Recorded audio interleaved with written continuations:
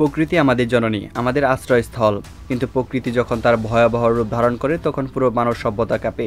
ইতিহাস সাক্ষী, জনবহুল শহর, বিভিন্ন সভ্যতা মাটির সঙ্গে মিশে গেছে কয়েক মুহূর্তের মধ্যে। এমন কিছু দুর্যোগ যা পাল্টে দিয়েছে মানবজাতির ইতিহাস, বদলে দিয়েছে কিছু দেশ, মুছে দিয়েছে মানচিত্র থেকেও। এমন কিছু দ্বীপ যা ছাই হয়ে উড়ে গেছে আকাশে। প্রকৃতির কাছে যে মানুষ কতটা অসহায় এবং নিরুপায় তা আমরা আজকে এই ভিডিওতে দেখব। 2004 সালে 26 ডিসেম্বর, সময় তখন সকাল 7:58।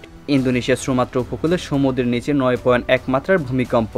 এটি ছিল সিজমোগ্রাফি ধারণাকৃত পৃথিবীর তৃতীয় বৃহত্তম ভূমিকম্প, যার স্থায়িত্বকাল ছিল 8 থেকে 10 মিনিট। সমুদ্রের নিচে এই বিশালাকার ভূমিকম্পের ফলে তৈরি হয়েছিল সুনামি, যা ইতিহাসের অন্যতম ভয়ঙ্কর একটি সুনামি। এটি ইন্দোনেশিয়া, থাইল্যান্ড, শ্রীলঙ্কা, ভারত সহ 14টি দেশ এই সুনামির শিকার হয়েছিল।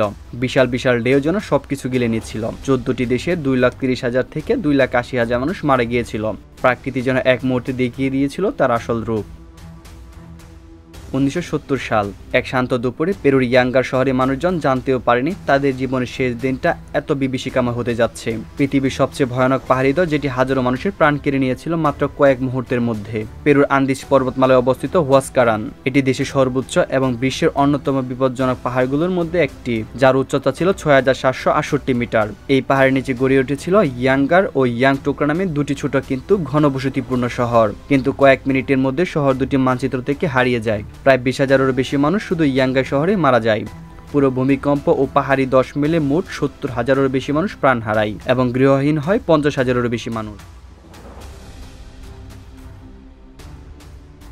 2011 সালে 11 মার্চ, জাপানে 9 মাত্রার এক ভূমিকম্প যা কাঁপিয়ে দিয়েছিল পুরো জাপান শহরকে। এই বিশালাকার ভূমিকম্পের ফলে আসে ভয়ঙ্কর সুনামি। 15,000-এরও বেশি মানুষ এই ভূমিকম্পে প্রাণ হারায়। হাজারো মানুষ আজও নিখোঁজ।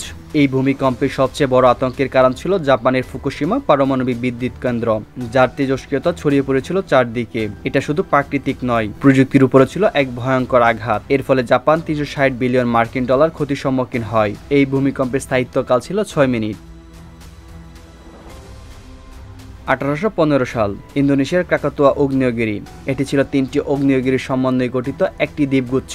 এখানে এমন এক বিস্ফোরণ ঘটেছিল যেটা আজও পৃথিবীর ইতিহাসে ভয়ঙ্কর প্রাকৃতিক দুর্যোগ হিসেবে চিহ্নিত। মাত্র কয়েক সেকেন্ডের একটি আগ্নেয়গিরি যা ধ্বংস করে দিয়েছিল পুরো একটি শহরকে। এই আগ্নেয়গিরি এত বড় বিস্ফোরণ ঘটিয়েছিল যে যার ফলে পৃথিবীর তাপমাত্রা কমে গিয়েছিল। এই বিস্ফোরণের শব্দ 4,800 কিলোমিটার দূরের মানুষও শুনতে পেয়েছিল। এই পুরো দ্বীপটি ছিল কার্যত একটি টাইম বুমের মতো। এই বিশালাকার বিস্ফোরণের ফলে সৃষ্টি হয়েছিল সমুদ্রের উপর 40 মিটার উঁচু এক সুনামি, যেটি উপকূলে হাজার হাজার মানুষের ঘরবাড়ি গিলে নিয়েছিল। এই দুর্যোগে প্রায় 36,000-এরও বেশি মানুষ মারা যায়। কেউ মারা যায় লাভার ধাক্কায়, আবার কেউ গরম ছায়ে দগ্ধ হয়ে।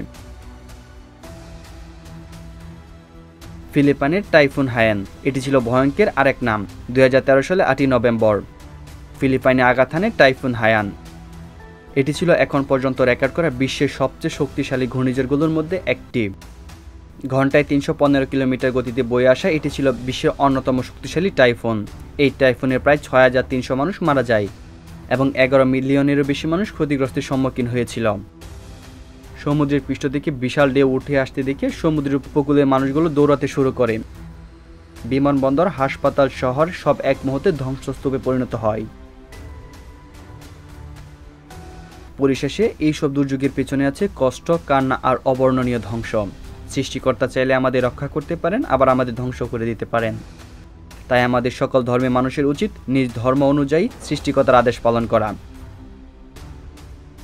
প্রতিটি বিপর্যয় আমাদের শেখায় প্রকৃতির সামনে আমরা কতটা অসহায়। সম্মানিত ভিউয়ার্স, এই ছিল উন্মোচনের আজকের ভিডিও।